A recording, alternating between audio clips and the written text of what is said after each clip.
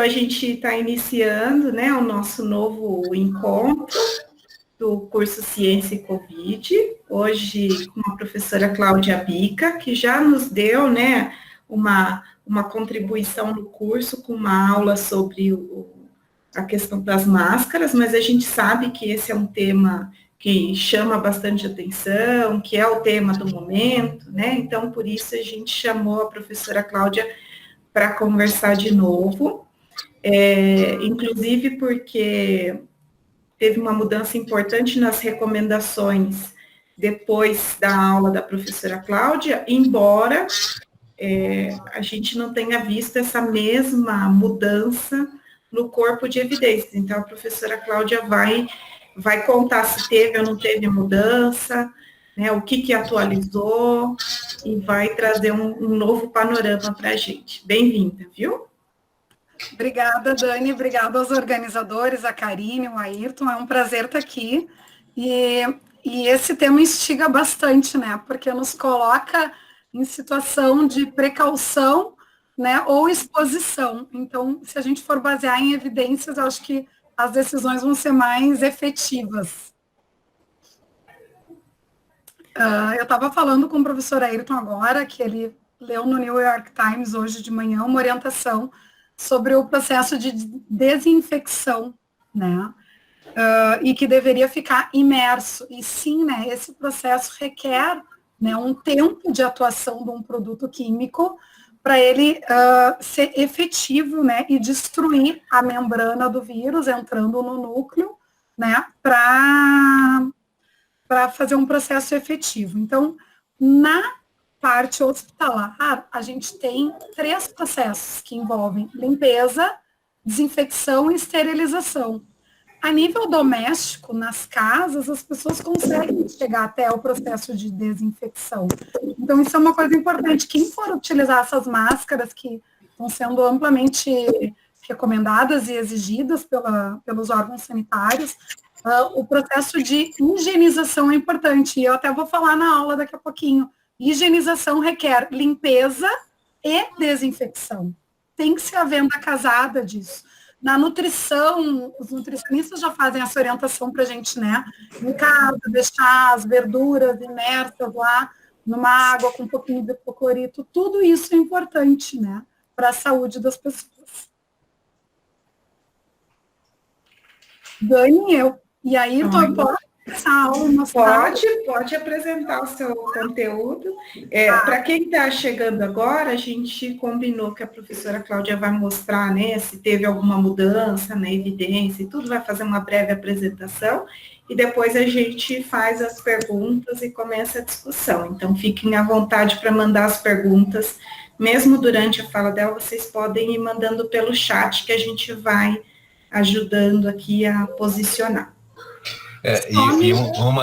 Um aspecto que eu acho que é importante, que várias cidades é obrigatório o uso da máscara, e se não usar, tem multa e até uma série de atos disciplinares. Queria que tu comentasse também isso, né? Tá, e as pessoas estão sendo impedidas de entrar se não estão com a máscara, Sim. né? Então, isso é uma questão bem importante da gente estar conversando aqui. Então, eu dei essa aula mais ou menos da evidência da máscara no meio para o final de março, utilizando os artigos e as evidências que a gente tinha. E a aula anterior, gente, foi focada para o profissional da área da saúde, na recomendação da máscara entre a cirúrgica e a N95.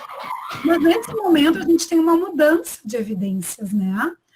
Mudança de evidência não, uma mudança de recomendação para toda a população, porque até aquele momento a recomendação era para profissionais da área da saúde e para pessoas sintomáticas, né? E o que a gente sabe, o que mudou? A experiência dos países asiáticos fez uma quebra de paradigma para a recomendação em grande escala da população. Então, na aula de hoje, eu vim abordar essa mudança de recomendação para a população do uso de máscara.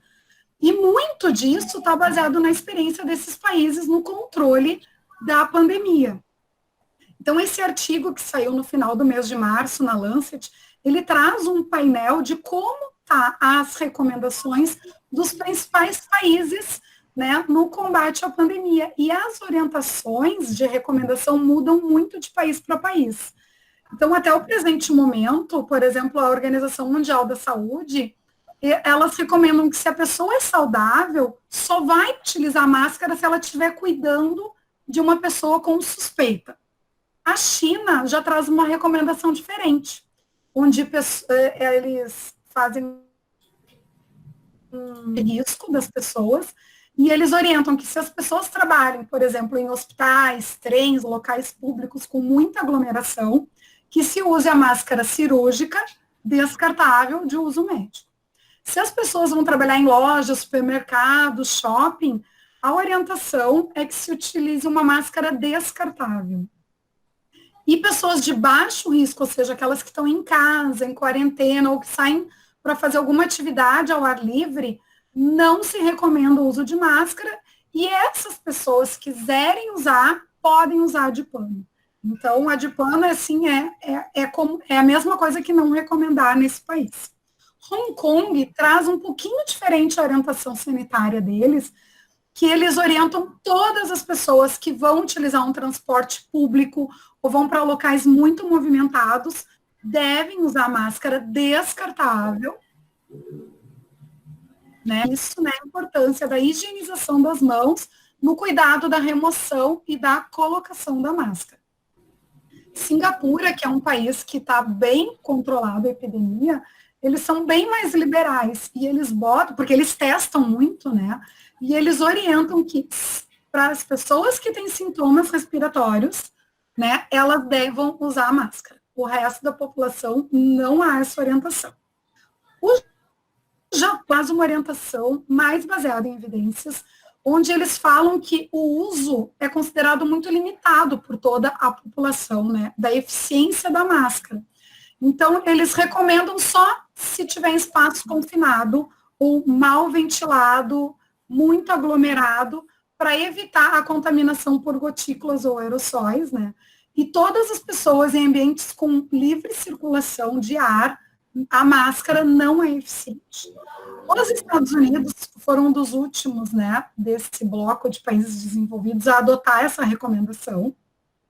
Então, até a data deste artigo, o CDC, que é a agência deles, não recomendava para a população em geral, e para preparar essa aula eu tive cuidado de entrar em cada agência desses países, e a recomendação do CDC, então, ela foi atualizada no início de abril, onde eles recomendam agora para toda a população. E os últimos 2 países a adotarem alguma recomendação específica para toda a população foi a Grã-Bretanha e a Itália, o Reino Unido e a Alemanha. E eles falam das poucas evidências, então não tem essa recomendação. Então, a Alemanha, por exemplo, ainda fala, baseada na OMS, que colocar máscara em toda a população cria a falsa sensação de segurança. E isso, então, pode, né, propiciar mais contaminação. E fala que o descuido falando aí, a parte de higiene das mãos é mais importante que o uso da máscara. E antes da gente pensar, então, no uso da máscara, vários estudos novos estão trazendo o prolongamento de uso, a esterilização da máscara, a outras medidas que se podem fazer e que já são feitas nos órgãos para evitar esse consumo das máscaras, que são medidas de controle de engenharia e controles administrativos, que são práticas já utilizadas pelos profissionais da área da saúde nos centros, né, que é sistema de ventilação, criação de barreiras físicas, áreas de isolamento. A gente sabe que tem hospitais que são livres de Covid, porque a área que recebe os pacientes está completamente isolada. Então, traz mais segurança para o trabalho, né? E controles administrativos. Então, a gente viu que nos últimos tempos, né, até se ampliou largamente, então faz com que as pessoas não cheguem no hospital e menos profissionais precisem ficar trocando e usando mais o EPI. São orientações, por exemplo, do CDC.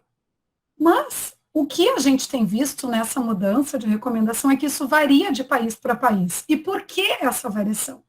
Porque à medida que aquele país vai sendo, vai se tornando o foco da epidemia, né, a gente vê que isso no uso na cidade e as recomendações. Então, quanto mais perto a epidemia chega da gente, o nosso comportamento se modifica.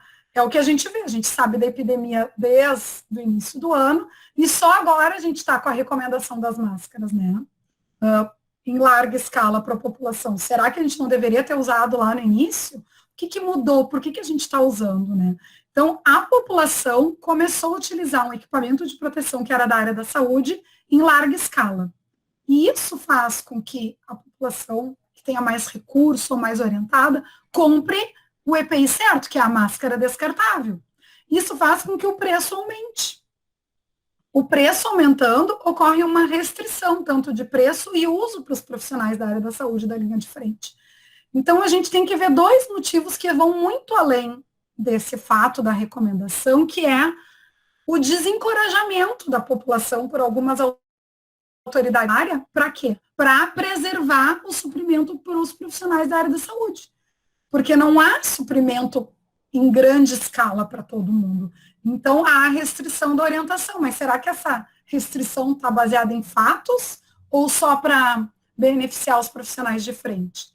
E outra questão importante que a gente tem que ver, que tem um argumento forte, é que a máscara de pano, essa que também está sendo usada pela população, não traz nenhuma comprovação de eficaz contra a contaminação por coronavírus. Né? Ela tem muitas indicações, poluição, algumas bactérias, mas para coronavírus não existe nenhuma evidência, né? E alguém está ganhando com isso, né? Com o aumento de preço, alguém está perdendo, porque, por exemplo, no nosso serviço de saúde, o maior órgão é um órgão público. E os preços estão lá em cima desses EPIs, né? Então, quem perde, quem ganha, é toda a população. E esse artigo também, ele traz algumas questões que eu coloco para vocês para a gente refletir, né? Que é o uso impróprio. E não adianta ter as autoridades sanitárias fazendo uma recomendação em larga escala se isso vai aumentar a infecção, né? Não descartar a máscara no tempo certo, compromete o efeito protetor, a falta de higienização, o autocontágio das pessoas que abaixam e tiram para falar, para tomar, para comer, utilizando uma máscara. Né, porque a máscara não pode ser mexida. Então, o uso inapropriado aumenta a infecção. E duas questões que vêm juntas, né, que é a questão cultural e um problema social. A questão cultural, inclusive eu fiquei procurando muita imagem dos países asiáticos, do uso da máscara, buscando as máscaras de pano, né, que a gente tem feito e tudo aqui, e a gente não vê eles com essas máscaras. Então, essa questão cultural dos países asiáticos, ela está atrelada também a uma prática de higiênica muito importante, né? Porque eles não entram com sapatos dentro de casa, eles têm uma higienização das mãos muito mais frequente que a nossa, né? E a questão cultural se agrava quando alguém fica rotulado, estigmatizado, né? Que está com uma questão de saúde. E, atrelado a isso, vem o problema social. Né? Que se todo mundo usar, que tem um aspecto bom e importante, quem tem sintoma também não vai se sentir excluído por estar usando, porque a recomendação até então era para quem tinha sintoma. Então, você está de máscara, vou isolar essa pessoa, né? Me afastar mais. Mas se todas as pessoas usarem, garante que quem esteja no início de um sintoma consiga usar e não ficar rotulado. Então, a gente pode agregar benefícios e malefícios, né, nessa indicação plena. Mas a gente tem que pensar nas evidências e o que a gente sabe da transmissão. Olhando os números e dados recentes, a gente vê que a maioria das transmissões são feitas por pessoas assintomáticas. Porque a mídia, os meios científicos, falam, né, todo o tempo dos sinais e sintomas. Então, ninguém fica próximo de alguém que está tossindo, que está espirrando. E tem milhões de pessoas contaminadas, vocês veem, os números são assustadores. Então, essas pessoas que estão contaminadas, elas estão sendo contaminadas ou por contato, né, que essa transmissão está se dando, ou por aerossóis. Porque as pessoas assintomáticas, elas não tossem e nem espirram com frequência. Então, a contaminação é por quem a gente não sabe que está contaminado. E aqui nesse vídeo a gente vê assim uma simulação bem importante que esse é o caso mais frequente, né? Eu estou espirrando, estou tossindo, ficam essas partículas no ar. Mas a gente tem que lembrar que quando as pessoas falam, como essa parte aí do vídeo, que mostra numa distância bem próxima, 60, 80 centímetros, a gente também emite uma série de aerossóis que vão ficar em suspensão no ar e que basta isso para ter uma contaminação. E esse artigo recente do New England, ele traz isso, né? Que foi encontrado vírus viável no ar com tempo de meia-vida por pelo menos 1 hora, né? Nessa forma de aerossol. E nessa forma de aerossol, que são partículas muito pequenas, que a gente não vê, que menos de 5 micras, já foi encontrado vírus, né, viável em várias superfícies, em papelão por até 1 dia e plástico, metal, por até 3 dias. Por isso é importante a gente ter essas questões, como a Ayrton falou no início, né, de higiene e asepsia quando chega em casa da rua. E o que a gente sabe desses aerossóis, que essa contaminação é uma infecção respiratória, os estudos iniciais já mostraram isso, só que a gente ainda não tem estabelecido na literatura qual é a carga que é necessário uma pessoa respirar, né, para desenvolver a infecção, né, porque é uma doença nova, mas se esse Covid-19 se comporta semelhante, o SARS-CoV-2 se comporta semelhante aos outros da família, basta um único vírus para desenvolver a infecção. Então, aqui a gente vê, né, esse cuidado dos órgãos falando lá das recomendações sanitárias, locais fechados, locais não ventilados, né? Tem que cuidar, porque a própria ventilação faz com que a gravidade caia e a gente não se contamine. E o órgão de saúde, aqui o americano, essa entrevista desse estudo, que é o único estudo que eu peguei, que é um pouquinho mais antigo, ele fala do escudo facial, que é uma outra alternativa que a gente poderia estar usando em substituição às máscaras. Mas esse estudo nos mostra que, em termos de aerossol, e como a partícula é muito pequena, ela fica em suspensão no ar, ela poderia entrar por baixo do escudo facial e a gente respirar. Então, para profissionais da área da saúde, se recomenda que use o escudo mais a máscara, né? Agora, a máscara está sendo usada pela população em geral, esse escudo facial. E ele, se a gente tiver esse distanciamento, ele vai ser bem eficiente. Mas ele não pode substituir a máscara, principalmente para os profissionais da área da saúde. Pensando em métodos substitutivos, devido à escassez, devido aos preços, a máscara N95, ela é a menina dos olhos, né? E ela está sendo muito estudada para a gente reutilizar ou prolongar seu uso. Mas o que esses estudos recentes têm mostrado, né? Que a gente não tem nenhum estudo clínico com evidência que mostre segurança na reutilização desta máscara. Então, os profissionais que acabam, porque não têm à disposição, reutilizando a máscara N95, não existe nenhuma evidência que comprove que isso vai trazer segurança. E daí, por não termos evidências científicas, foram feitas simulações em laboratório. Então, 21 estudos tentaram simular isso, o desempenho da máscara frente ao processo de reuso ou uso prolongado, por conta da crise. E daí a gente tem uma questão ética que a gente não pode expor, né, num momento que a gente não tem vacina, não tem um tratamento efetivo direcionado, nem fármaco, expor um profissional da área da saúde a uma pesquisa baseada em evidências. Só que em laboratório e por simulação, nesses 21 estudos, se conclui que na falta, né, de não poder descartar ele, se recomenda o uso prolongado do que qualquer processo de esterilização e reuso, por conta de falhas mecânicas no tecido. Então, a descontaminação está sendo feita por vários sistemas, né, uso de vapor, hidrogênio, irradiação por germicida, luz UV, mas todos esses apresentaram alguma falha.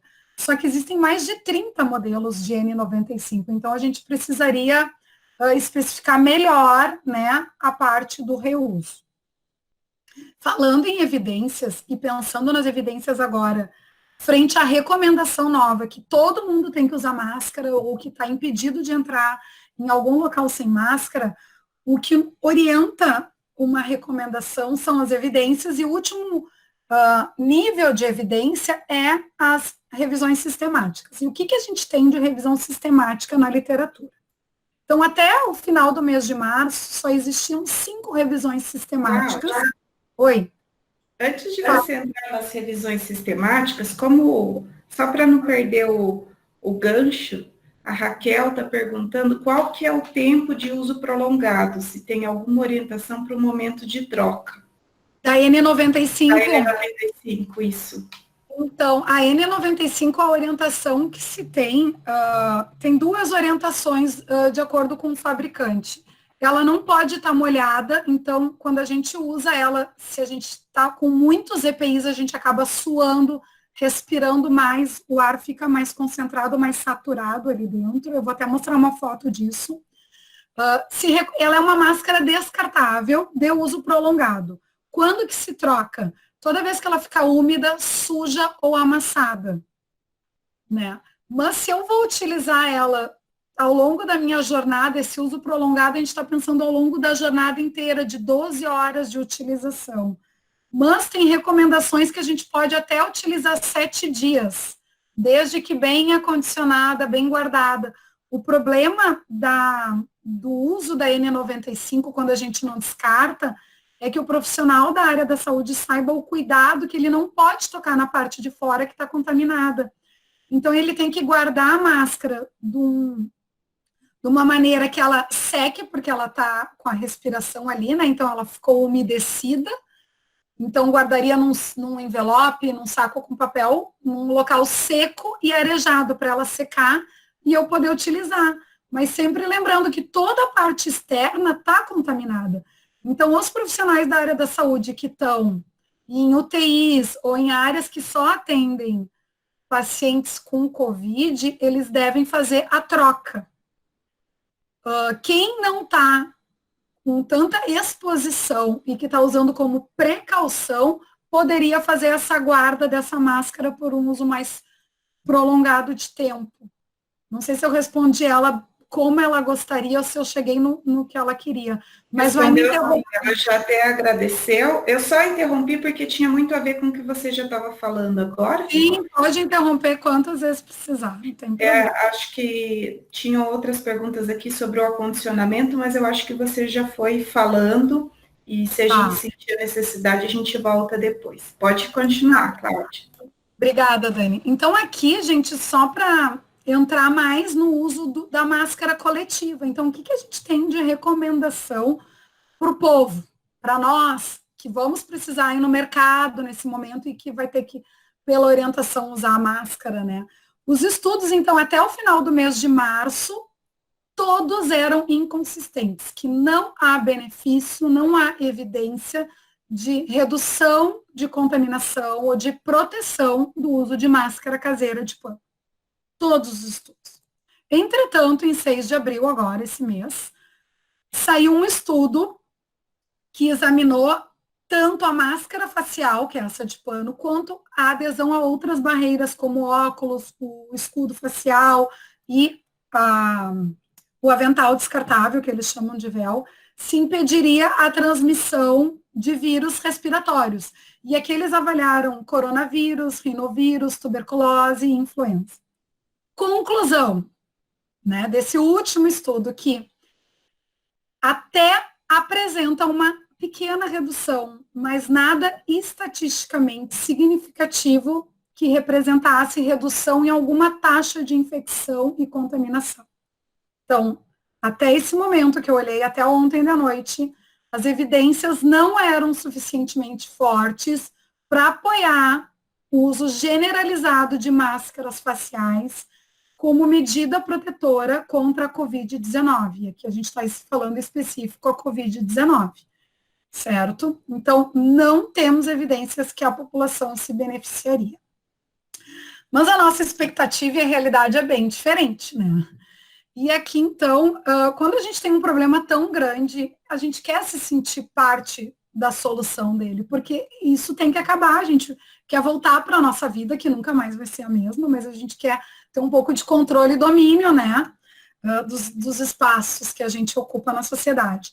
Então, a expectativa que a gente tem é que toda a população pudesse estar utilizando uma máscara cirúrgica, né, como a gente vê em qualquer imagem da população asiática.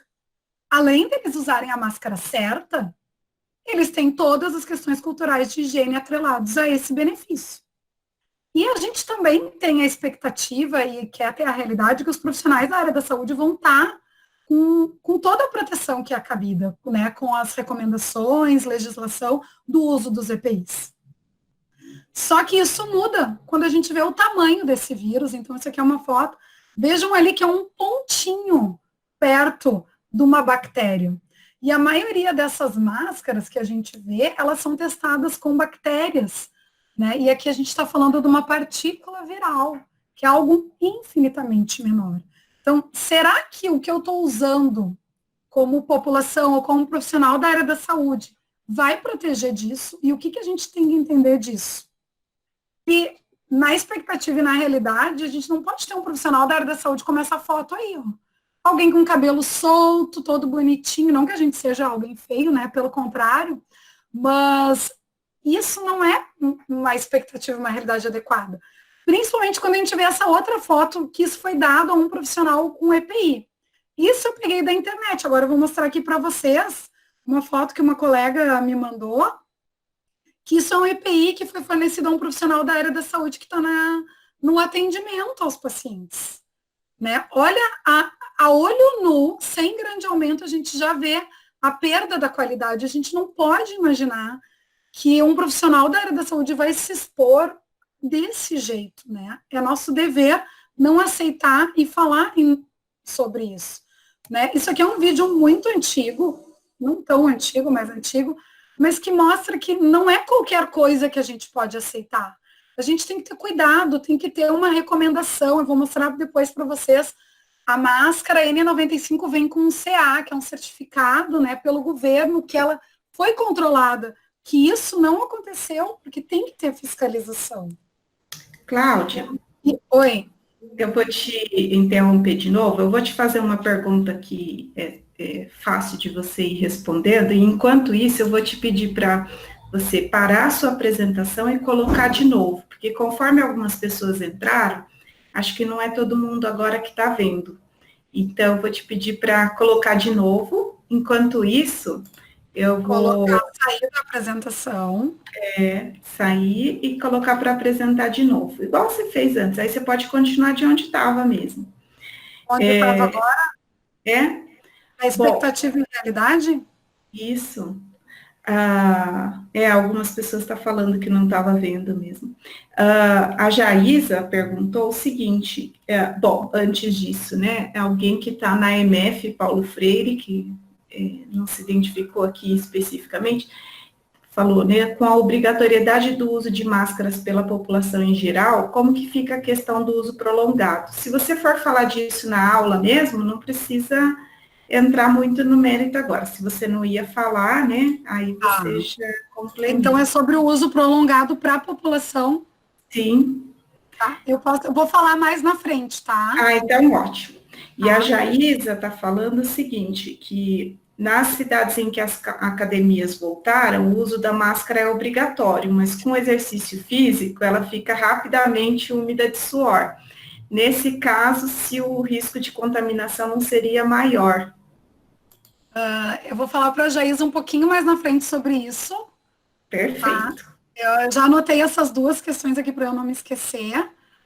Mas eu acho que até o final da aula agora, que eu vou mostrar essas imagens e os últimos 2 estudos ali, eu acho que eu mostro as evidências que eu consigo responder essas perguntas aqui, mostrando a evidência. Para não dizer, a Cláudia falou só nesse pedacinho, porque eu acho que eu vou levar as pessoas a concluir qual é a evidência e o que a gente tem que fazer. Que a gente tem uma expectativa e uma realidade, né? Porque existe um mundo real e um mundo virtual. E nesse mundo real e mundo virtual, isso aqui é uma foto minha que eu tirei até, né? as coisas não são como a gente deseja. Então, o que se espera, qual a nossa expectativa? Que a população, para ter uma orientação efetiva, usasse a máscara descartável, cirúrgica, com toda a orientação certa, a educação, né? Lava a mão, higieniza, prende cabelo, não toca na máscara e utilize dessa forma. E que os profissionais da área da saúde também recebessem o melhor EPI, o EPI adequado, que eles se sintam protegidos quando eles estão trabalhando. Mas essa não é a nossa realidade. E a gente tem que pensar, né, como o estudo anterior mostrou, que talvez uma única partícula desse vírus seja suficiente para desenvolver a infecção. E lembrando que a maioria das máscaras que tem estudos para outras doenças, não para Covid, porque para Covid eu já mostrei, não temos nenhuma evidência de proteção. Então, quando me perguntam, tenho que usar a máscara, o que eu vou dizer? Evidência nenhuma, né? Que isso vai garantir que esse vírus desse tamanhinho seja efetivo. Agora, talvez a máscara, por uma questão de poluição, para bactérias que são maiores, ela vai se mostrar extremamente eficiente. Mas para o vírus, até o momento do que nós temos, não. E pensando nesse até o momento que nós temos, a gente vê profissionais da área da saúde reclamando, né, que não tem os EPIs adequados, que não tem na quantidade suficiente, porque a máscara cirúrgica, a indicação de troca é a cada 2 horas, ou sempre que ela molhar, porque é máximo 2 horas. Porque ela é um TNT, mas não é um TNT que as pessoas compram na loja aqui, no comércio. É um TNT que eu já vou mostrar como é que ele funciona por dentro, que eu trouxe um videozinho, como é que ele adere à partícula, que eu acho que isso vai ficar mais claro que a gente está falando de tecnologia de proteção, e não qualquer tecido que se bota na boca. E isso aqui, a foto do lado, é uma foto que eu peguei do material que o profissional da área da saúde recebeu para trabalhar. Agora, imaginem aquela partícula minúscula. Não vai passar por essa máscara. E essa outra aqui, que eu recebi de uma colega minha, né, que recebeu esse tipo de material para trabalhar. Isso tem cabimento o profissional da área da saúde aceitar? Não pode, né? Toda máscara, eu vou mostrar depois no vídeo, ali eu vou mostrar o saquinho, ela tem um CA, que é um certificado de autenticação.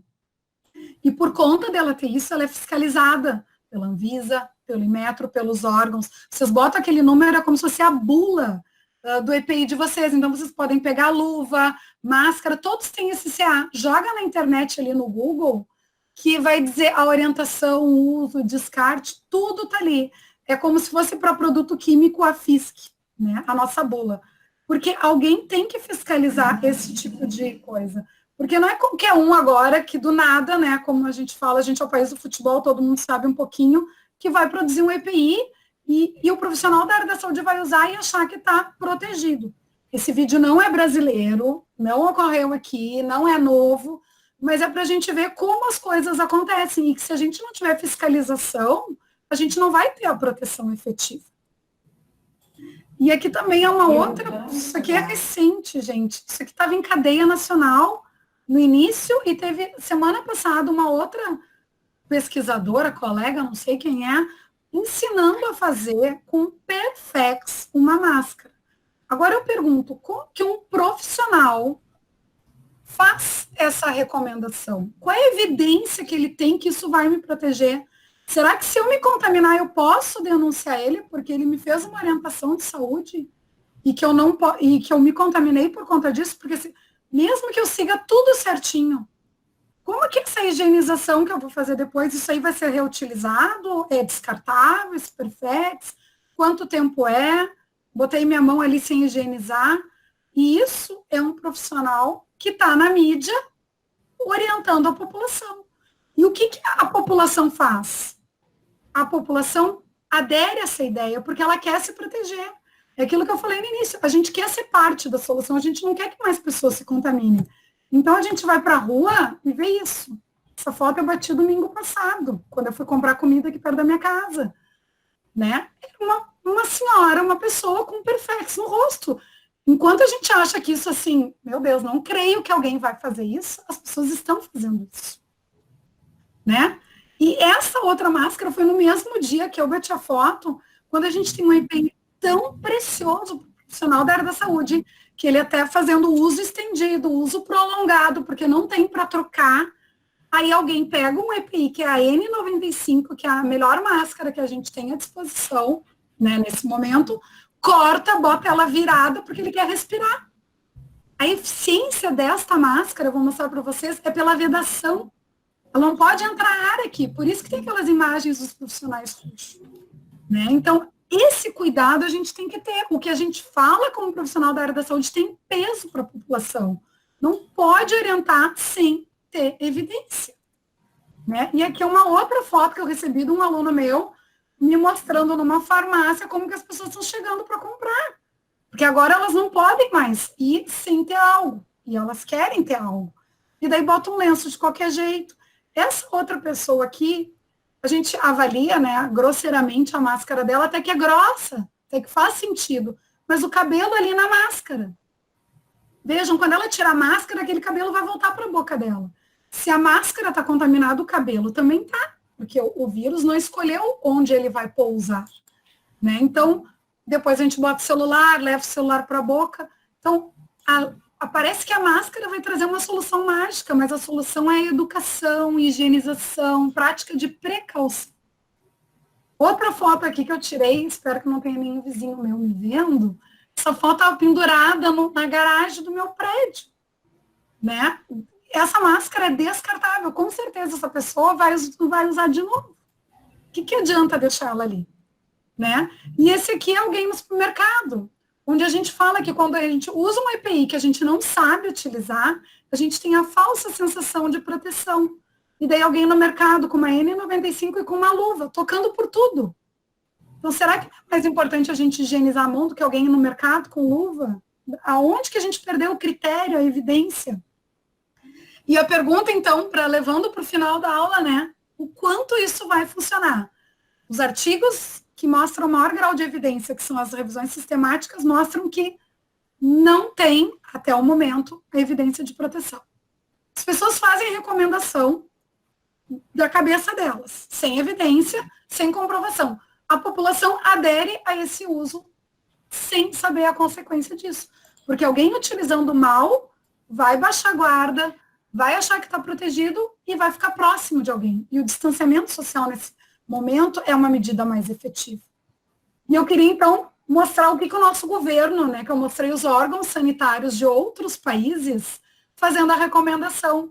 E semana passada saiu a cartilha da Anvisa, onde ela traz, né, a máscara de proteção respiratória para uso não profissional, onde ela orienta as pessoas, né, por conta das orientações posteriores que vierem, a como fazer essa máscara e qual a eficiência delas. Não tem nenhum artigo científico referenciado ali. A ABNT é a padronização, né? Então a gente imagina que vai estar tudo certinho, as medidas, o nome do tecido, a gramatura, porque vocês vão ver agora que depois eu vou mostrar o quanto isso é importante ali. E daí eles têm um álbum ilustrado, o do passo a passo, e eu vou mostrar a máscara que eles recomendam que as pessoas façam. Agora eu pergunto, na reflexão do dia, tem cabimento? Isso está na página da ABNT, como padronização. Como que essa pessoa vai usar isso? Olha o óculos todo torto. Não tem vedação ali em cima. Olhem essa foto. Isso que eu tirei da ABNT, dessa cartilha.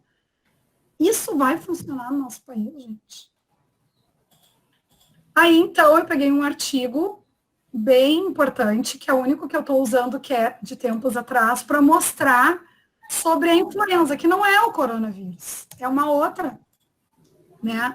E eles trazem, né, nesse artigo, que a máscara pode reduzir a probabilidade de infecção, mas ela não vai eliminar o risco. Então, assim, tem um benefício, mas não tem eliminação do risco.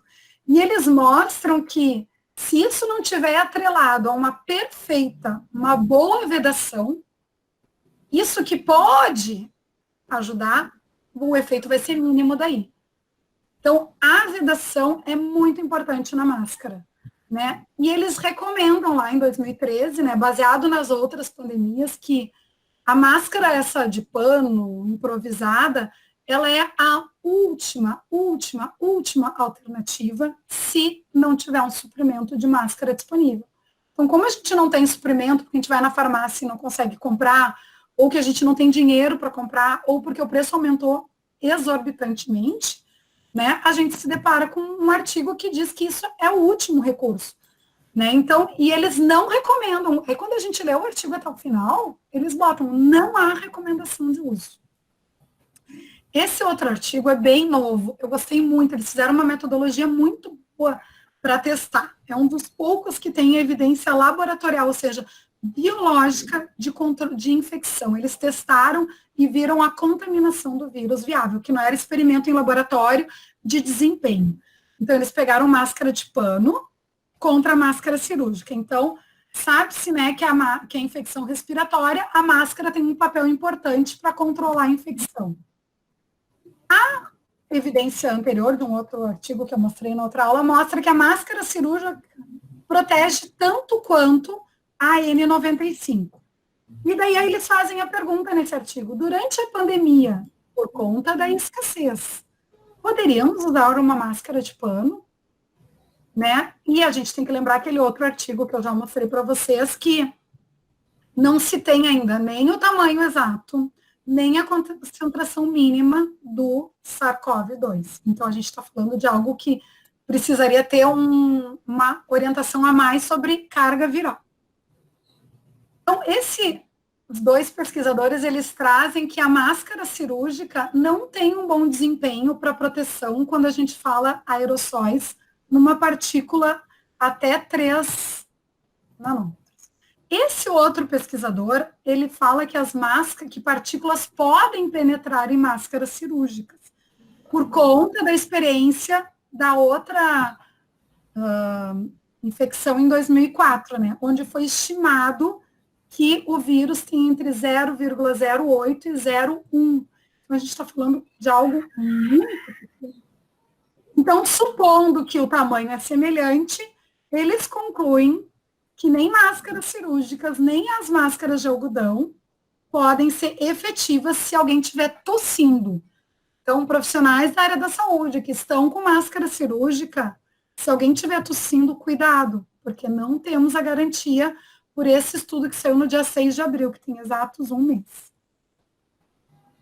E este outro estudo aqui, que ele é do dia 7 de abril, né, ele traz um balanço de orientações e não. E eles revisaram 31 estudos por pares, sendo que 12 eram ensaios clínicos randomizados, e os pesquisadores concluem que o uso de máscaras faciais para proteger levemente a infecção primária contra um contato casual na comunidade pode ser bem-vindo, né? Só que todos esses estudos, eles tinham problemas de conformidade de método e controle. Então, mesmo que fosse leve, ainda assim tem suspeita que não foi bem feito o artigo.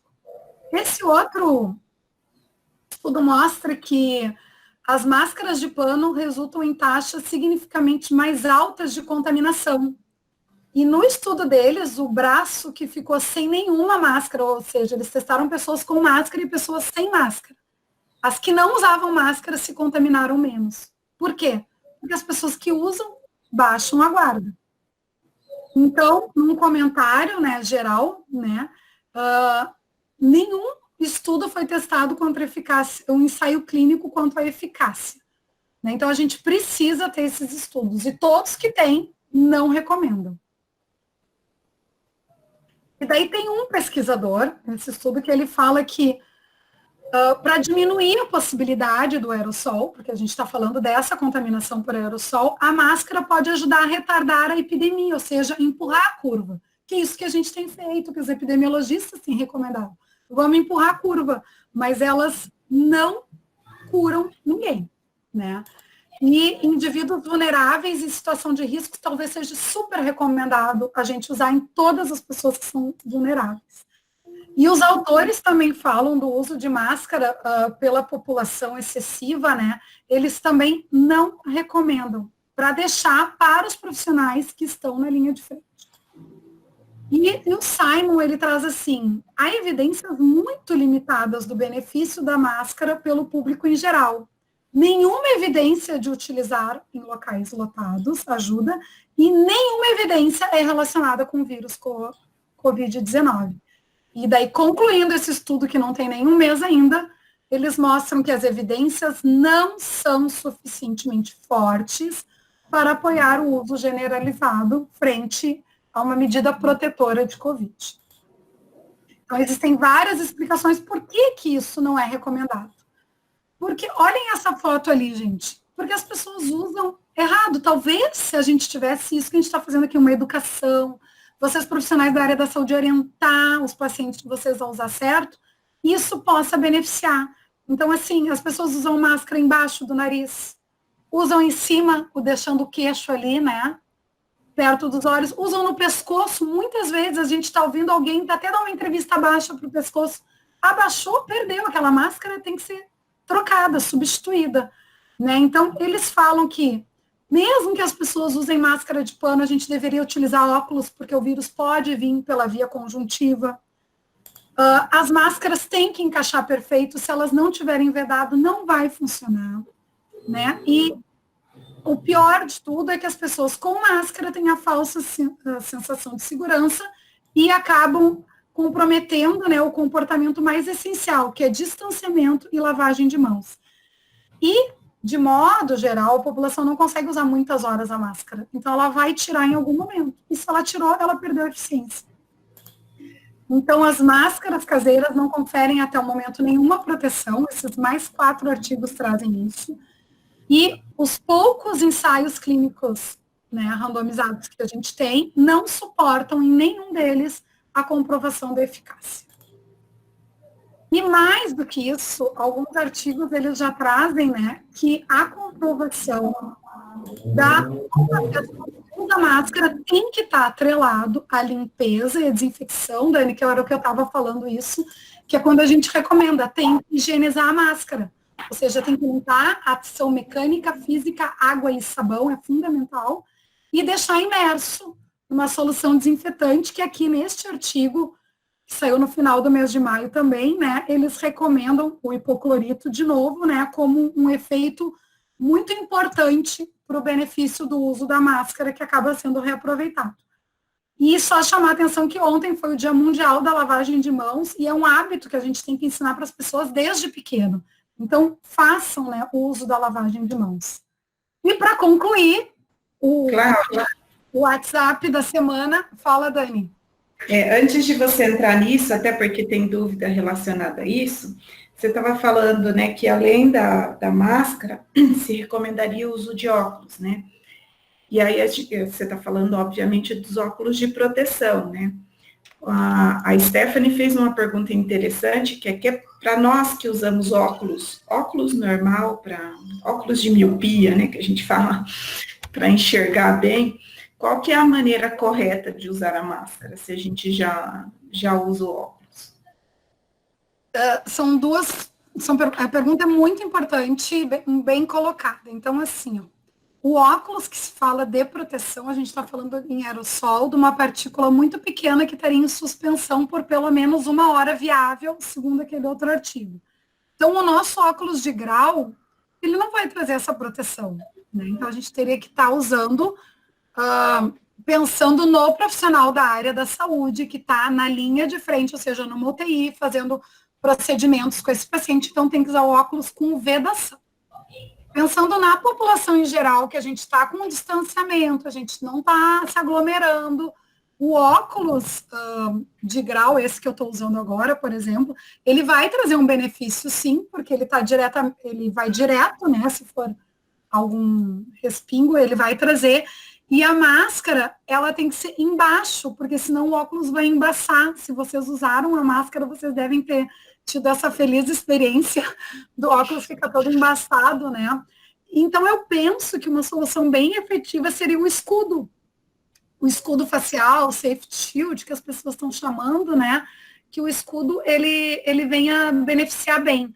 Só para falar que esses tempos eu comprei um escudo, e a qualidade também, que nem as máscaras, eu mostrei aquela fábrica ali, tá todo mundo fazendo. Mas com a especificação Então, E aí, porque no ele caso do escudo, seria o escudo e a máscara, né, Cláudia? Não seria substituir a máscara pelo escudo, certo? certo, o escudo é a máscara, como eu mostrei naquele artigo ali, um não substitui o outro. Tá. Né? Tem que Como usar os você vai falar agora dos tipos de máscara e até do WhatsApp da semana, como você comentou, a Suzana está perguntando das máscaras, eu nem conheço essa, que é CA5658, não sei se você conhece também. Deixa eu ver se é a PPF2, pergunta para ela. Suzana, vamos ver se ela responde. Agora, ela colocou aqui acho que então, PFF2S? é essa, Suzana. Eu acho que ao invés de 2 é 1, então. Não, a 1 não. A 1 é para poeira. Todas PFF 2 e 3 são recomendadas. A 1 não, porque a 1 é só para poeiras. E aí, até para finalizar essa história do óculos, aí uma pergunta minha, a gente usa o óculos, né? Sai com a máscara, a gente sabe que a máscara contamina, e você estava falando até da questão da desinfecção, né? E os nossos óculos, tem alguma recomendação? Porque, ou é basicamente a mesma da máscara? Porque a gente, né, se precisar, sai, e é óbvio que alguma coisa também pode ficar ali contaminando, né? Com certeza, a professora Débora também tinha me perguntado isso há bastante tempo atrás. O óculos, a gente também higieniza ele, né? Pode borrifar um álcool 70, por exemplo, né? Que seria bem efetivo passar um paninho ali umedecido com álcool, né? Pensando na melhor proteção que a gente pode ter. Tá ótimo. Pode ser seguindo, daí a gente já vai falando. Pode prosseguir. Eu acho que muitas pessoas receberam esse bannerzinho, postcard, não sei o nome técnico correto, de um estudo aqui do Brasil, né, do Instituto de Física, falando da eficiência das máscaras caseiras na proteção de aerossol contra vírus. Eu recebi ele de várias pessoas, pelo menos umas 20 pessoas me mandaram perguntando. Aí, quando as pessoas recebem isso na sua casa, no seu WhatsApp, ou olham na mídia, elas veem só um recorte disso, que os pesquisadores botaram, né? E dali a gente vê muito alto e muito baixo, uma graduação, e a gente não sabe qual é o critério, o que se fez, como que é essa pesquisa, o que ela efetivamente protege. E a minha pergunta que eu sempre faço é, será que eles avaliaram biologicamente isso? Que uma coisa é que nem estudo em biologia molecular. A gente faz vários estudos em cultivo de células e depois, quando a gente passa para o paciente, né, isso se modifica, porque é muito diferente a gente simular em laboratório e transpor o conhecimento. A parte física e biológica se dá parecido.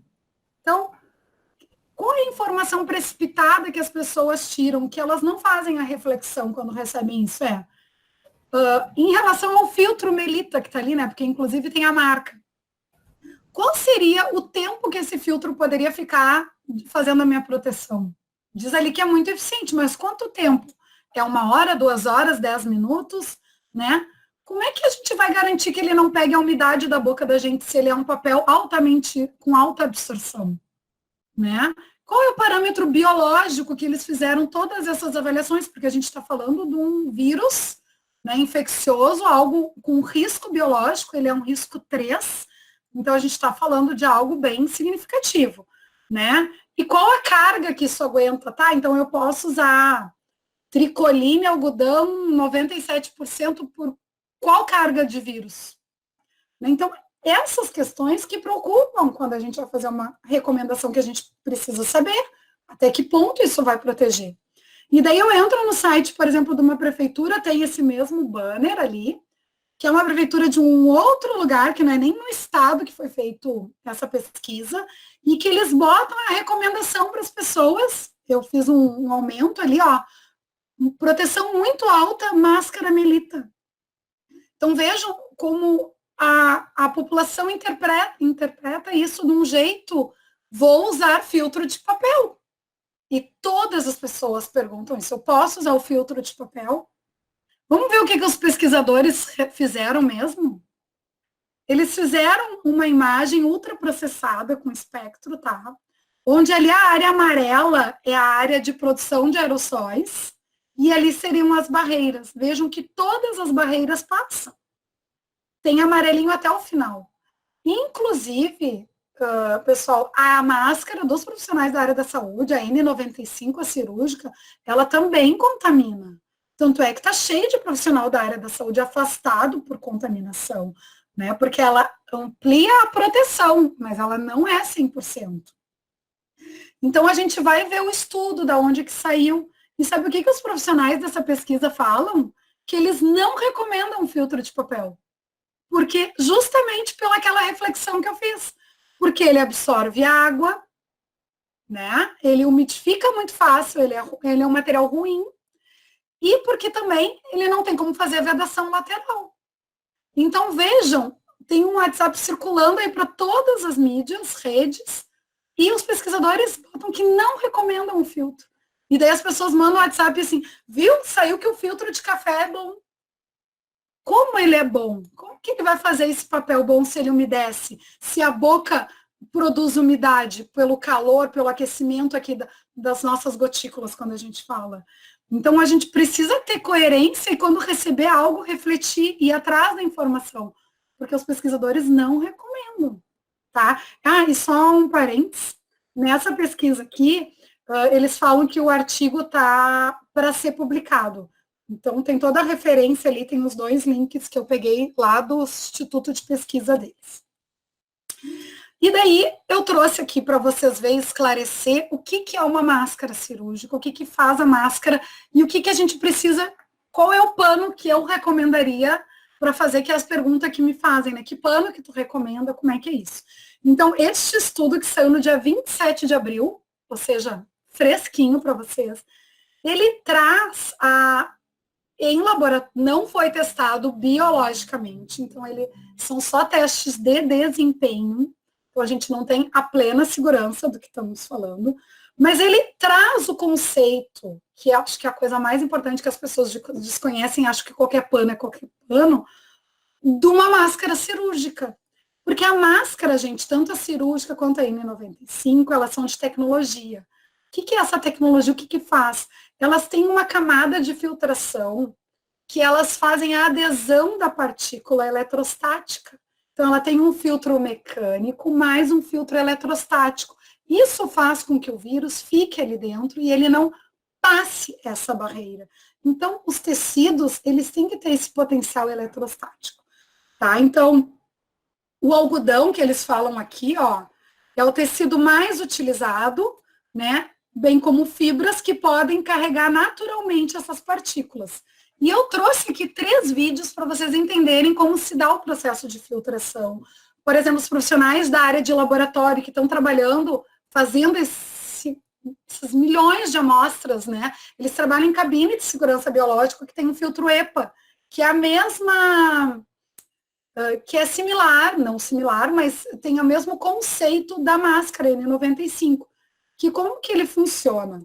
Então, toda vez que a gente tem a entrada de partículas nesse tecido, elas se aderem, como vocês estão vendo ali. E a gente chama que esse é o processo de filtração, é o primeiro processo que ele traz um impacto inercial, quando a partícula ela é barrada e não pode seguir o fluxo. Depois, a gente tem uma outra combinação de tecidos ali dentro, que faz, né, uma interceptação dessas partículas, onde essas partículas de aerossóis, elas ficam interceptadas nessa trama. Por isso que é importante a porosidade do tecido que a gente escolhe, para fazer a filtração, porque se não tiver esse processo, não tem a proteção.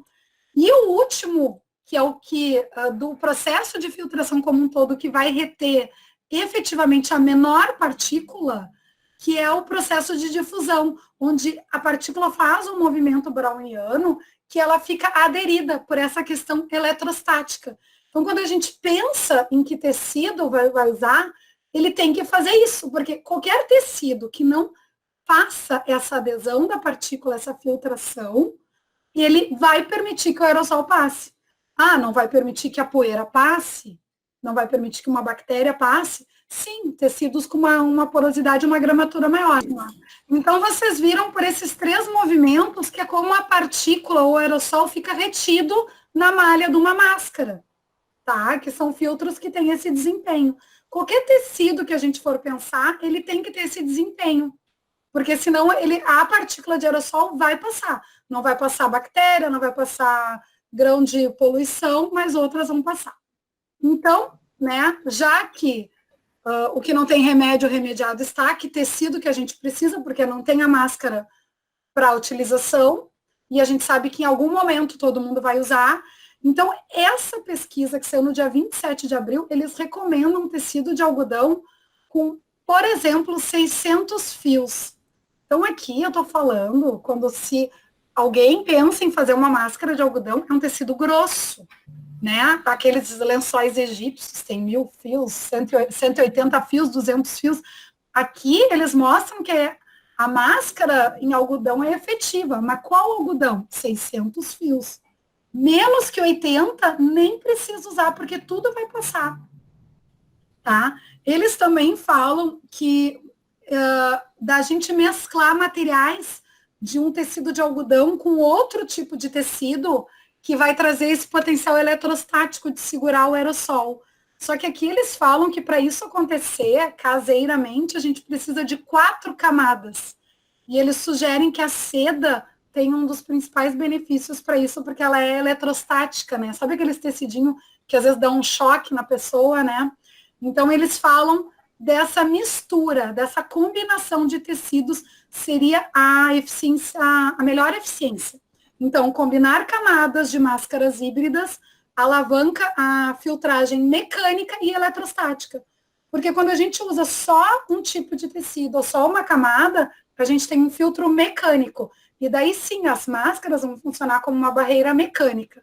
Quando a gente quer usar uma máscara que funcione como uma barreira mais próxima da biológica, tem que ter essa combinação eletrostática. Né? Então, eles sugerem, por exemplo, algodão com alta contagem de linhas, essa aí que eu falei, 600 fios, com dupla camada de seda, para garantir uma eficiência em torno de 80%. Só que eles falam uma coisa, que se não tiver um encaixe perfeito, essa eficiência vai reduzir a 50%. Então, a gente parte de uma eficiência de 80%, se não tiver vedação, cai para 40% de proteção. 40% é bom? É melhor que nada. Eu acho que é bom. Né? Então, o vazamento da máscara, do ar ali, ele vai comprometer a eficiência, que é isso que garante, como eu falei, que eu ia mostrar a eficiência da máscara N95. Então, a gente consegue uma alta eficiência por conta dessa combinação de filtração e da vedação.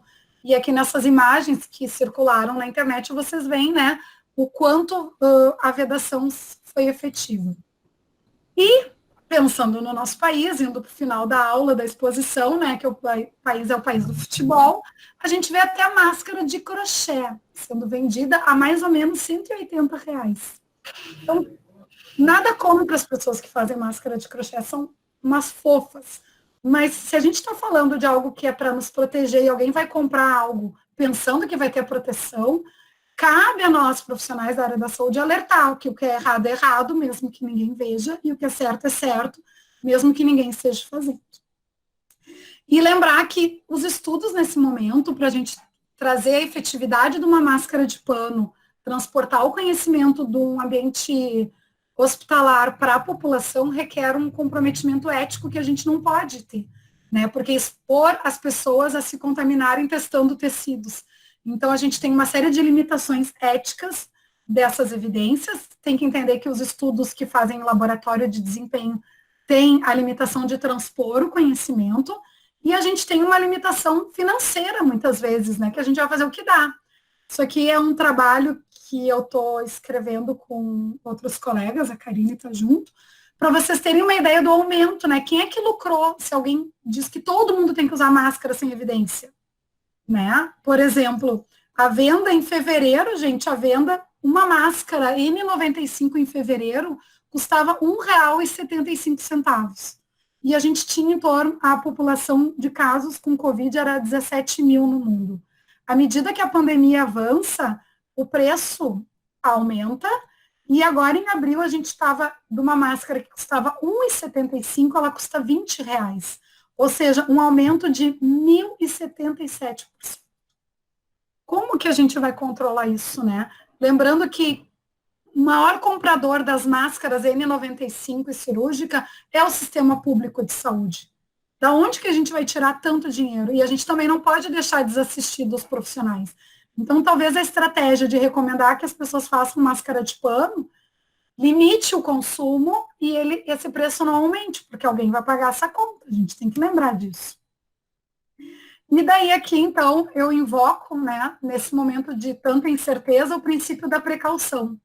Né, que quando a gente tem um dano potencial, falta de conhecimento científico sobre o assunto, né, as evidências ainda são escassas e contestadas algumas, eu acho que, pensando numa doença grave, que não tem tratamento e que está se espalhando amplamente na população, vem essa questão ética, né, da gente incentivar as pessoas a usar máscara, alegando que a gente tem pouco a perder se a pessoa botar a máscara, né? E muito a ganhar se isso for efetivo. Então, pensando no princípio ético, no compromisso da precaução, na falta de evidências e no dano menor, na redução de danos, eu acho que por prudência a gente tem que usar os EPIs certos. Aqui eu agradeço a professora Ana que me cedeu essa foto. Então, mostrar que profissional da linha de frente não é só quem está lá na UTI ou atendendo as pessoas. Tem um batalhão de pessoas, farmacêuticos, biólogos, biomédicos, fazendo os testes, né, para a gente conseguir enxergar essa doença com uma clareza maior. Então, aqui todo paramentado, esses profissionais também precisam de EPIs, né, e na falta de evidência, não deve ser igualada à evidência de uma ineficácia, especialmente quando a gente enfrenta algo que é tão novo. Então, eu também, né, botei uma foto minha com uma máscara de pano, que eu acho que é necessário em algumas situações, sempre pensando que isolamento primeiro, na falta de isolamento, distanciamento, e na falta disso, a máscara, para não faltar para os profissionais da área da saúde. E algumas questões aqui que eu penso que a gente pode estar discutindo agora para refletir, concluindo, né? A indicação é para quem? Para quem está de quarentena, né? Sintomáticos, para as pessoas vulneráveis, para priorizar o atendimento e o suprimento para os profissionais da área da saúde, né? E fazer mais pesquisas, né? Porque sem estudo a gente não vai conseguir poder orientar os nossos gestores frente a essa pandemia. Foi boa? Tem vários comentários aqui. E o pessoal, vários elogiando aí. Disse, Ariane, Isadora, falando que a aula foi muito boa. Eu acho que eu não respondi, né? Que eu queria retomar aqui. Você acabou falando de quase todas as perguntas que tinham. Se alguém não se sentir contemplado, coloca ali de novo. Só duas coisas que acho que eu ainda não comentei e surgiu ali. A Rita falou um pouco dessa coisa do preço, né? Falou de uma caixa de máscaras que ela encontrou à venda na Panvel com 50 máscaras a R$300. Acho que representa bem o que você estava comentando, né? Dessas variações de preço. E aí a gente tem o Hellman, eu acredito que seja, perguntando o seguinte: sabendo que durante a conversação há emissão de muitas partículas de saliva, creio que é interessante destacar que falas prolongadas abreviam a eficácia da máscara. E aí pergunta: com relação à N95, você concordaria que o uso de um pequeno filtro de papel diante da boca poderia proteger a máscara dessa carga de partículas? Eu fico imaginando que a gente já quase sufoca com a N95, se a gente conseguiria colocar mais alguma coisa na N95, mas é uma questão. Teve um profissional da área da saúde que circulou um vídeo falando justamente disso, né, de botar o filtro para prolongar o uso. Qual é a evidência disso? Prolonga quanto? É muito difícil alguém falar qualquer coisa sem a gente demonstrar, porque a nossa opinião tem um peso muito importante. E se a gente diz que isso protege, diz que isso prolonga, alguém vai se expor. E olha a nossa responsabilidade de dizer que alguém se exponha achando que está protegido. Eu penso que o filtro de café, ele vai ser um filtro, mas ele não vai, ele vai absorver a umidade, porque o papel dele é ser absorvente, né? Quanto maior a umidade, menor a eficiência, porque a parte eletrostática se abre todinha, daquela questão da filtração, né? E a parte eletrostática se abrindo, tudo que for em tamanho de aerossol vai passar. Na questão da fala, foi bem colocado ali, né? Tem todas as orientações de uso, e uma orientação é que não se fale utilizando máscara, porque tu vai usar máscara quando tu estiver exposto. Então, a gente não pode deixar essa... ficar falando, a gente vai falar o mínimo necessário. Então, o professor não vai dar aula de máscara. O profissional da área, os repórteres agora estão usando máscaras, né? E eles estão falando, eu imagino que seja só naquele tempo, porque a cirúrgica, o prazo máximo é 2 horas. A de pano, nem estudo tem. A gente, por similaridade, tem feito a orientação de trocar horas, ou sempre que molhar. Um estudo que eu não mostrei que tem pessoas que hiperventilam para falar, ou falam com uma intensidade maior. Então, mesmo falando, elas molham muito mais a máscara. Então, a gente precisa trocar muito mais a máscara. Então, toda vez que a máscara estiver úmida, seja qual máscara for, N95, a cirúrgica ou a de pano, deve. E da academia, não recomendo o uso de máscara, porque, em primeiro lugar, tentar fazer atividade física ao ar livre. Né? A atividade física requer uso pleno da capacidade respiratória. Qualquer coisa que limite a capacidade respiratória não é bem-vindo nesse momento, né? Então, por exemplo, pessoas, mesmo as vulneráveis que têm dificuldades respiratórias, não há indicação de uso de máscara. Outra que não tem indicação é em crianças abaixo de 2 anos, porque elas vão levar muito mais a mão para o rosto e controlar esse impulso de tocar. Então, a contaminação pode ser maior. Então, isso que a gente tem que estar pensando, de evitar o autocontato. Então, na academia, eu não vejo por que alguém fazer um esforço respiratório grande com uma barreira que impeça a plena respiração. Não faz sentido, para o meu entender. Mas eu não sou especialista em capacidade respiratória, talvez o Ayrton possa até me ajudar, se tiver alguma outra profissional aí, mas na coerência da segurança, não. Na realidade, né, Cláudia, a gente recomenda que mesmo que esteja aberto, se você puder, não vá, né, nesse momento. E se for fazer alguma coisa em casa, você não precisa usar máscara porque está em casa, né? Então, esse seria o melhor. As pessoas agradeceram. Tem um artigo, outro que eu não trouxe aqui, mas também fala do maior benefício da gente estar num ambiente arejado, por isso que quem está trabalhando, abra a janela, deixa o ar circular, porque como a partícula de aerossol ela é muito pequena, qualquer ventilação é suficiente para arrastar ela e fazer ela cair no chão pela gravidade. Então, o maior benefício para aerossol é a ventilação, porque a partícula vai cair pela ação da gravidade e não vai ficar suspensa no ar, que seria o meio da gente se contaminar. Stephanie está até perguntando se tem problema sair para caminhar sem entrar em contato com ninguém. É uma pergunta que não tem resposta. Algumas perguntas a gente não consegue responder, primeiro porque não tem muito como testar, né? Porque tem evidências, todas muito frágeis, mas contra e a favor, né? Tem uma evidência da atividade física na rua, porque eu faço atividade física, eu parei completamente, até posso dar um exemplo para vocês, mas o artigo científico diz que para quem vai fazer atividade física na rua, devido ao deslocamento de ar com a movimentação, por exemplo, eram sobre corrida, tá? 20 metros pedia de distância. Então, se o distanciamento social está sendo orientado como medida de segurança 1,5 m, 2, para atividade física, este artigo, que eu até posso deixar disponível depois para vocês, pede de 15 a 20 metros. Não sei se eu respondi para a Stephanie. Agora, a garantia, só vou contar um fato aqui, engraçado. Logo que começou a pandemia, na primeira semana de março, eu fui correr de noite na rua, porque não estava proibido ainda essas coisas.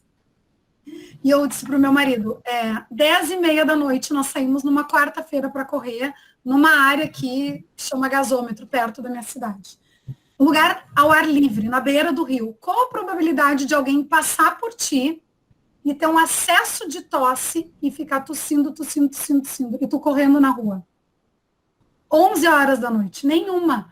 E foi o que me aconteceu. Vim um grupo de ciclistas que passaram e na passada alguém tossia desesperadamente. Então eu penso assim, medida de precaução, fica em casa. Todo mundo perdeu o condicionamento físico, isso talvez não seja o mais importante agora. Eu tento fazer algo em casa, porque eu não me senti mais segura pela experiência pessoal de estar na rua. Mas o artigo mostrou pelo deslocamento de ar 15 a 20 metros. O Ayrton está até falando aqui que é maior o risco de ser assaltada, inclusive, né? Também. Não, mas isso é bem importante, né? As pessoas têm perguntado muito e alguns até falam assim, mas a OMS recomenda, né, que a gente faça atividade física. Gente, tudo bem, mas nesse momento a gente precisa pesar prós e contras, né? E se a gente está pedindo para todo mundo ficar em casa, tem motivos, né? A Juju, que eu imagino, não sei se é a Juju ou o Juju, perguntou como que você percebe essa indicação do poder público do uso em massa de máscaras pela população. Vou até dar uma complementada, né? A gente falou um pouco disso quando a gente marcou a live com você, né? A gente tem a questão de que as pessoas podem se sentir mais protegidas e abrir mão de alguns outros cuidados, né? Relaxar o cuidado, porque está com a máscara. E tem o que você falou bastante na aula do uso inadequado, né? Mesmo assim, você vê como essa recomendação geral do uso? Eu penso que, motivado pelo sucesso de outros países, na falta de evidências, invocar o princípio da precaução. Eu acho que, falando do princípio da precaução, que a gente consiga, como profissionais da área da saúde, como imprensa, orientar as pessoas do uso certo, tem chance de dar certo, mas as evidências até o momento não mostram. Só que se todo mundo comprar a máscara, alguém vai pagar essa conta.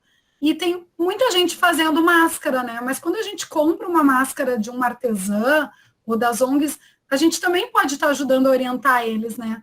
Bota um tecidinho ali, um poliéster para fazer a parte eletrostática, faz um tecido mais grosso. Ninguém quer tecido grosso porque não consegue respirar, porque é incômodo, mas a máscara não é para ser usada. O certo é as pessoas tentarem ficar em casa. Na impossibilidade, buscar o distanciamento. E a máscara é o último recurso, é a de pano, porque nenhum país recomenda a máscara de pano, né? E o que a gente vê é o uso da máscara de pano. Agora o nosso comércio está aberto e os comerciantes não compraram as máscaras para os seus funcionários, eles estão incentivando a máscara de pano. Se o meu trabalho exige 8 horas, eu vou ter que ter 8 máscaras de pano, porque eu vou usar uma a cada 2 horas num dia, vou gastar 4, vou chegar em casa, vou botar essa máscara de molho e no outro dia eu tenho que ter mais 4 para ir trabalhar. Né? Então, qual é a capacidade que a gente está dando para os trabalhadores que estão no mercado, nessas outras frentes de trabalho, né? Eles usam o princípio da precaução, do dano menor, então usa, mas o dano pode ser maior se tiver o autocontato, se a gente perder a guarda, não higienizar a mão e se contaminar. Achei bem legal que você trouxe essa questão da limpeza da máscara, porque é uma coisa que estão discutindo, estão mostrando pouco, né? Tem muito vídeo e muita coisa na TV, todo dia na TV tem alguém ensinando a fazer uma máscara, com costura, sem costura, elástico. Eu já vi até de papel toalha, né? Meu marido viu um e foi tentar fazer de papel toalha. Eu falei assim, né? Joga no lixo já. Mas a gente tem visto pouco essa discussão sobre a limpeza disso, né? Então, faz a de pano porque você pode reutilizar, mas reutilizar como, né? Tem uma para vender, não sei, eu vejo muitas pessoas usarem, que também me perguntaram, que diz assim, 50 reutilizações. Não sei se vocês já viram essa. Já. Que tá para vender. Como que alguém em casa controla 50 utilizações? Vamos pensar na prática. E ali na orientação da máscara, não diz em nenhum momento para desinfectar ela. Só diz lave com água e sabão.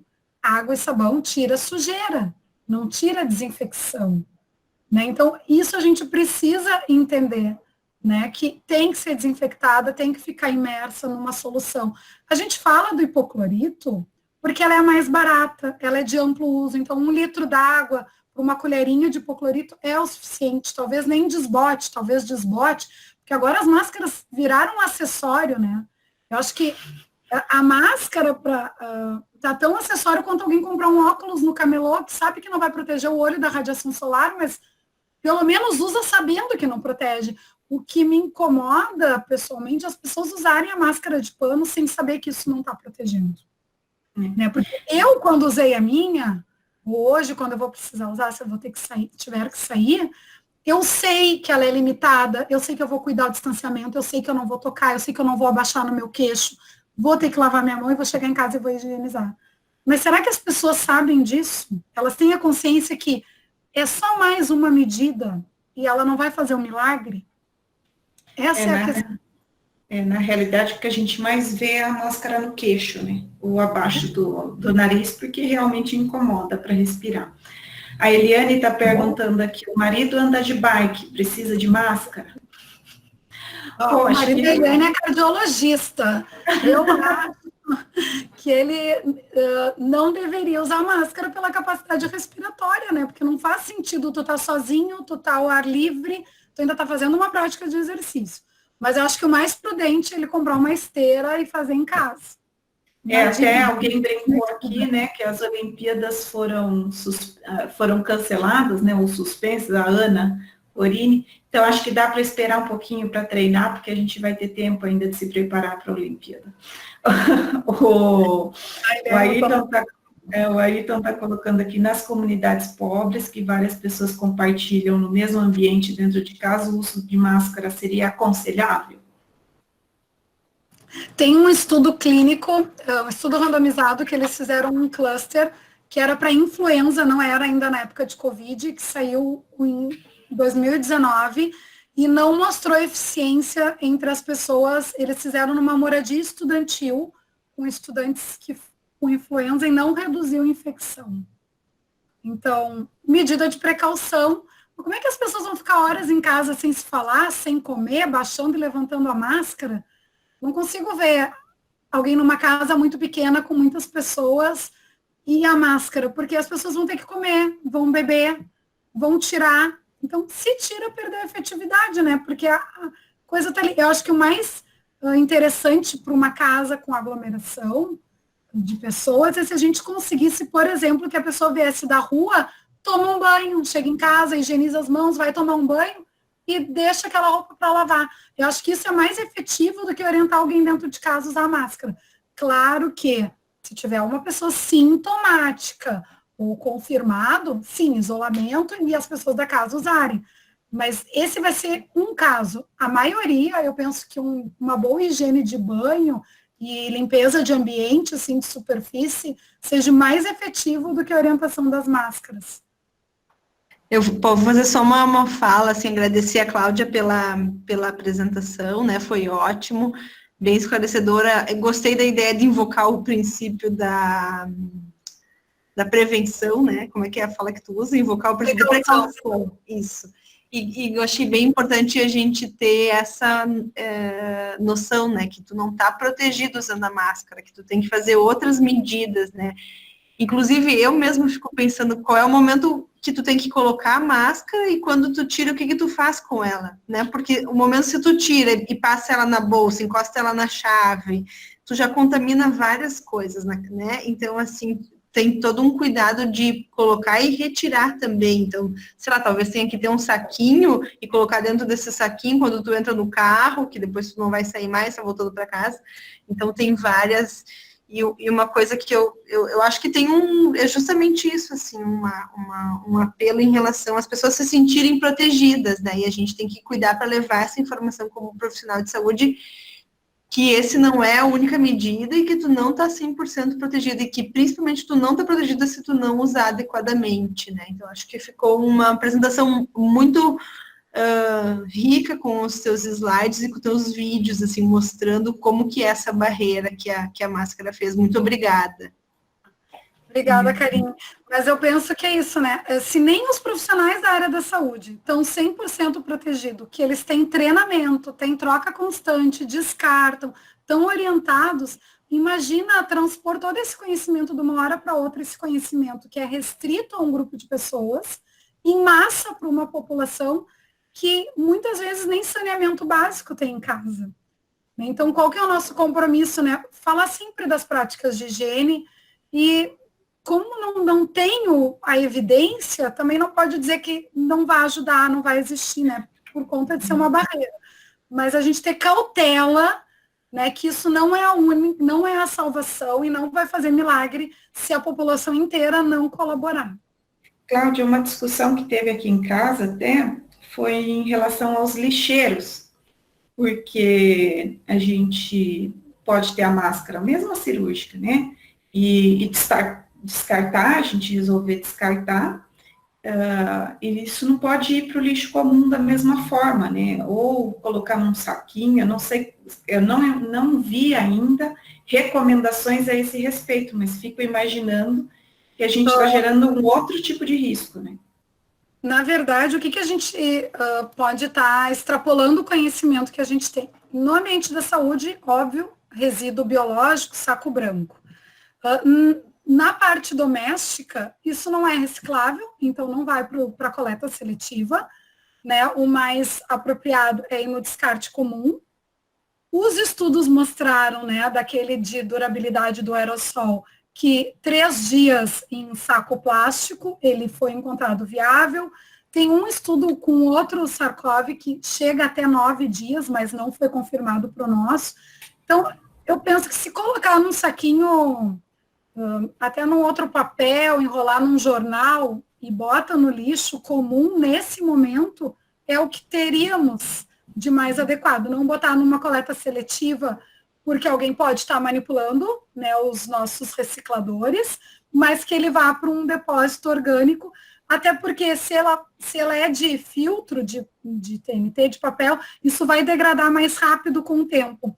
Eu não botaria num saco plástico, porque o plástico, na questão ambiental, ele vai degradar, ele tem uma vida maior, né? Então, eu botaria enrolado até num jornal e botaria no lixo. Não tem nenhuma orientação mais efetiva da Anvisa, mas a saúde botou lá que a orientação é descarte em lixo comum. Tá ótimo. Bom, só agradecer demais. Desculpa, para fechar o que a Karine trouxe. Sim, as pessoas acham que a gente tem que ter 2 sacolinhas, uma sacolinha dentro da bolsa, e daí quando a gente descarta a máscara, tá na rua, tá em algum local, ou vai ter que substituir pela próxima, bota suja numa cor diferente e chega em casa, então bota toda essa separada, né, numa solução desinfetante. E recomendo que as pessoas cheguem em casa e tomem banho, né, para tirar qualquer possibilidade. E queria chamar a atenção que é importante prender o cabelo. Não adianta ver todo mundo de máscara, porque o vírus não vai escolher só essa área aqui para atuar, né? Então, se o cabelo tá solto, o cabelo vai para a boca. Então, tem que ter esse cuidado, porque o cabelo mexe, desloca ar, o ar traz de volta, né, o vírus. E o uso de barba, o uso de barba. Barba, bem colocado. Hoje está no jornal da Zero Hora, aqui de Porto Alegre, que vários profissionais da área da saúde tiraram a barba por conta do EPI, né? A prática de barba em ambiente industrial, a área da saúde, ela não é bem vista, né? Não é bem recomendada, justamente porque ela não permite a vedação. Então, não se deve, né? Como na área da saúde a gente diz que tem que prender cabelo, não usar adorno e etc., a barba entra nessas recomendações. E o porquê da barba? Porque ela amplia a área de contato, ou seja, tem mais obstáculo para segurar, né, gotículas aerossóis, e no uso do EPI, ela também não fornece a vedação adequada. A Mariana colocou aqui que uma das orientações que ela viu seria reunir as máscaras em uma sacola e entregar em uma farmácia para ir para lixo biológico. É importante lembrar, assim, que isso seria uma situação ótima, né, ideal. Só que daí a gente tem algumas coisas. A primeira é, será que essa farmácia realmente faz esse tipo de serviço? Porque senão a gente só vai juntar as máscaras, vai tentar levar na farmácia e elas não vão ser recebidas. A gente precisa verificar, então, se tem uma farmácia que faça isso. Por que eu estou fazendo essa provocação? Primeiro que nem todas as farmácias, principalmente as menores de bairro, não fazem, às vezes, a aplicação de injetáveis, então elas não têm esse descarte do lixo biológico. A segunda coisa é que o descarte de lixo biológico, né, Cláudia, ele tem um custo, inclusive, para as unidades de saúde. Então, não é toda farmácia que vai querer receber lixo biológico para aumentar o custo dela em esterilização, em descarte adequado desse tipo de material. Então, já estou me adiantando, mas como eu sou farmacêutica, acabei adiantando aí, Cláudia, se você quiser complementar. Não, é exatamente isso. E eu acho que nenhuma farmácia tá prevendo essa demanda, né? Porque a farmácia também paga para retirar esse resíduo biológico e ela tem um contrato de X por mês, porque é a expectativa da experiência dela, né? Então, tudo isso aumentando na nossa universidade também, a gente tinha uma expectativa e agora a gente está com outra condição de resíduo biológico que aumentou a demanda. Então, tudo isso precisa ser dimensionado, né? Aí, então, quer fazer mais alguma consideração? Não, só agradecer. Foi um sucesso, o pessoal manteve, depois de 1h30, ainda temos um bom número de pessoas, isso mostra que o assunto é interessante e que tu prendeste a atenção. Então, certamente teríamos mais, viu? Tivemos vários indícios aí que pessoas tentaram entrar na sala e não conseguiram. Mas tudo vai estar disponível, né, no Moodle e no YouTube, e aí mais gente vai poder ter acesso. Só tá me parecendo, assim, nos vários temas que a gente tem abordado nessa série de aulas, assim, mas particularmente o uso de máscara, a importância de mudança de comportamento, né? Eu acho que tem que cair a ficha que o mundo mudou, né? E isso começa por atitudes como essa, de sair na rua e ver pessoas com máscara se tornou o novo normal, né? E se tornou normal a gente vê os absurdos também, né? Também, usando desse jeito, assim, incrivelmente, assim, alguém tirando a máscara, botando uma caneta na boca, que nem eu já vi no mercado, ou tira a máscara, come, bota, faz todo esse deslocamento de ar, porque as pessoas não compreendem o princípio de como ela funciona, o que ela está me protegendo. Então, parece que é só quando alguém chega perto, né? Então, educar. Uhum. Muito bom. Eu estou à disposição também, queria agradecer a todo mundo que participou. Espero que vocês tenham gostado. Eu tentei trazer o que aconteceu nesse último mês, desde a outra aula.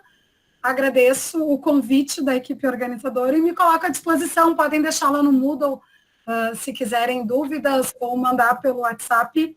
Queria dizer bem rapidinho que a gente tem um projeto da universidade que esclarece dúvidas chamado Minuto Corona. Procurem nas redes sociais lá. A gente vai colocar o link também abaixo na descrição do seu vídeo. A gente pode colocar o link, né, Karine, do Minuto Corona, para as pessoas terem acesso. Porque tem muita gente que fica com essas dúvidas ou vai perguntando, principalmente esse post que eu botei que circulou esse final de semana da pesquisa, né? Isso é verdade? Eu posso usar o filtro de café? Então, a gente sempre busca a informação e esclarecer, assim, da melhor forma de evidência que temos disponível no momento. Um assunto, assim, que me ocorreu agora sobre o hábito do fumo, né? E a gente perceber quando alguém está fumando próximo, isso é indicativo que também as gotículas chegam até a pessoa que está próximo do fumante? Pois é, boa pergunta. Eu não vi nada. Esses estudos chineses que têm apresentado com essas gotículas em suspensão, que nem eu mostrei ali, eles têm um outro que mostra a dispersão quando o ambiente está ventilado. E chega a dispersar muito rapidamente. Se o fumante estiver num local ventilado, talvez reduza ou não, né? Acho que vai depender. Mas eu acho que fumar não é bom em nenhum ambiente, nem na rua, em nenhum sentido. Com certeza. Exatamente. Tem que se afastar dos fumantes, né? Afastar os fumantes todos. Uhum. Porque isso também gera um custo para o serviço de saúde, né? Eu sempre penso quem paga a conta de tudo isso. Uhum. Né? Então, é a saúde da gente que está em jogo. Então, a gente tem que cuidar sobre todos os aspectos. Não, eu ia comentar, os grandes eventos, até em estádio de futebol, não é permitido fumar e se percebe que muitas vezes as pessoas não seguem essas recomendações e isso certamente vai ter muito mais restrição, eu imagino, né, a partir de agora. E eu fico pensando que a gente vai sair num mundo tão diferente, né? Como é que vai ser ir num estádio, num show? Como que vai se dar essas medidas de proteção das pessoas? Porque essa é uma pandemia que estamos vivendo, mas certamente outras virão. E que fique um aprendizado, que as evidências mostrem os nossos erros e acertos para buscar um modo mais efetivo na próxima, né? Porque os ciclos se repetem. Uhum. Exatamente. Muito bom. Bom, a gente vai fechando aqui, agradecendo, a gente passou até um pouquinho do horário, né, Ayrton? Vamos ver se a gente almoça agora. Mas agradecendo muito a Cláudia, realmente bastante gente falando que a aula foi ótima. Muito obrigada. E a gente coloca lá disponível logo para vocês, inclusive para quem não conseguiu acompanhar ao vivo, tá bom?